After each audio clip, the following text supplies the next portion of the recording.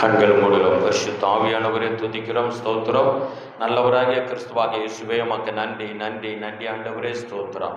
நாங்கள் எதை சிந்திக்க வேண்டும், எதை ஹல்லேலூயா எண்ண வேண்டும், எதை ஆலோசிக்க வேண்டும் என்று ஆண்டவர் இந்த மல்கியா 2ஆம் அதிகாரம் 1-2 வசனத்தை குறித்து நீர் எங்களோடு பேசும் ஆண்டவரே, ஸ்தோத்திரம்.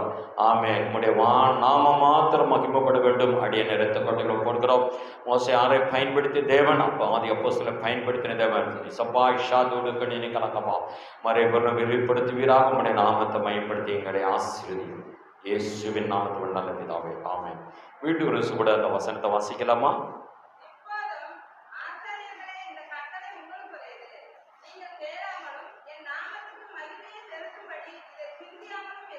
ஆசாரியர்களே முத வார்த்தை என்ன சொல்லப்படுகிறது? ஆசாரிகள். நீங்கள்லாம் ஊழியம் செய்கிறீங்க இல்லையா, கிராம ஊழியத்துக்கு போகிறீங்கல்ல, கர்த்தர் இன்னைக்கு அதை கேட்கும்போது மிக மகிழ்ச்சியாக இருக்கிறது. நீங்கள் இங்கே ஊழியத்துக்கு போகும்போது அங்கே இருக்கிற அநேக காரியங்களை நீங்கள் சந்திக்கிறீங்க, நிறைய பேரை சந்திக்கிறீங்க. அதனால நிறைய விஷயங்களை நம்ம கற்றுக்கொள்ள வேண்டியதாக இருக்குது. இந்த வசனத்திலிருந்து ஆசாரியர்களே, அந்த இன்னொரு தடவை வாசிக்கலாம். இது உங்களுக்குரியது. வாசிக்கலாம். கேளாமலும் இதை சிந்தியாமல் இருந்தால் நான் உங்களுக்குள்ளே சாபத்தை அனுப்பி